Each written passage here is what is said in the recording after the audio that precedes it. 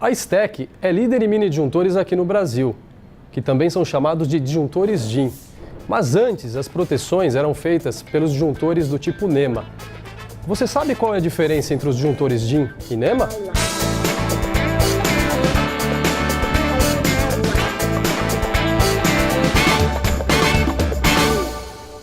As diferenças são bem significativas, a começar pela cor. Enquanto os disjuntores NEMA são pretos, os disjuntores DIN eles são um cinza mais claro, mais puxado para o branco.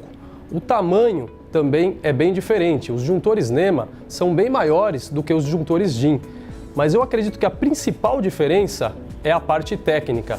Enquanto os disjuntores NEMA só possuem um elemento de proteção, tanto para sobrecarga quanto para curto-circuito, os disjuntores DIN possuem dois elementos de proteção, um para sobrecarga, outro para curto-circuito, o que torna a proteção muito mais eficiente e rápida.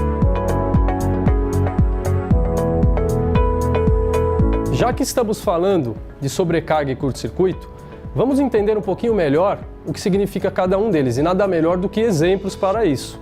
Bom, imaginem o seguinte, uma tomada convencional que você tem na sua casa.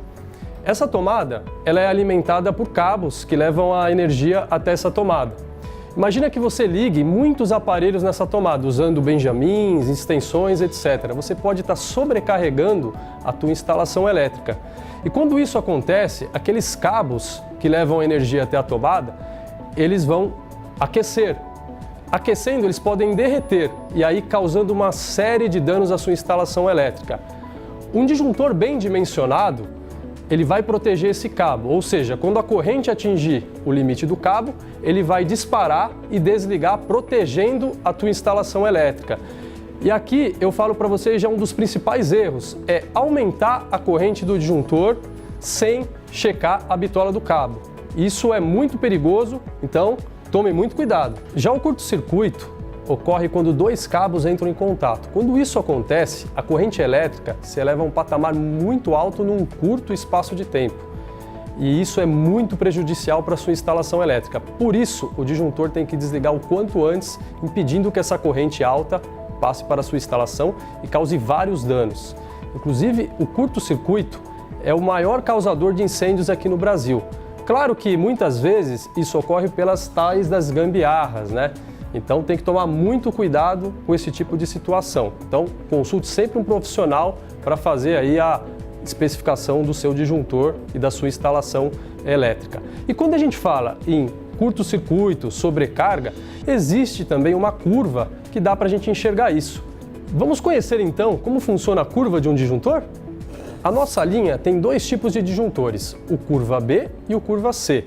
Os disjuntores curva B são destinados para a proteção de circuitos com predominância resistiva, conforme os exemplos que vocês estão vendo aqui na tela. Nós também temos os disjuntores curva C, que são utilizados na proteção de circuitos com predominância indutiva, conforme exemplos aqui na nossa tela também.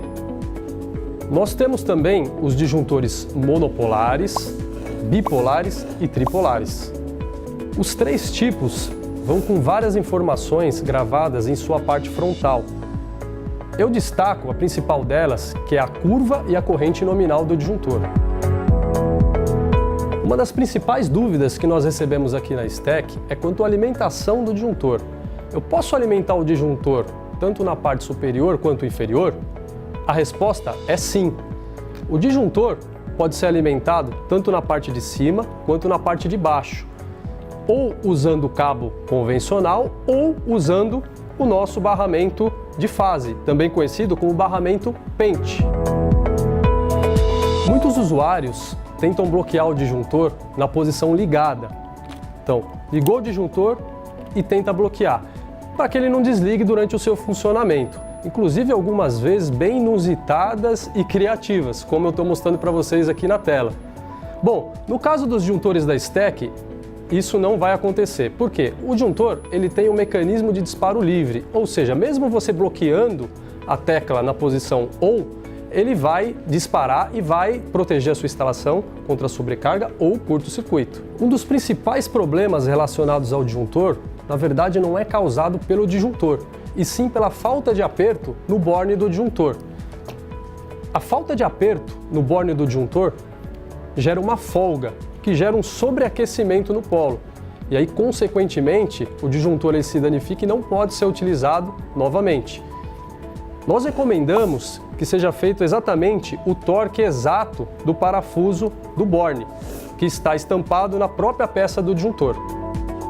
A STEC tem uma linha de mini disjuntores bem completa. Vamos começar falando da linha SD, que tem a capacidade de interrupção de 3 kA até 400 volts.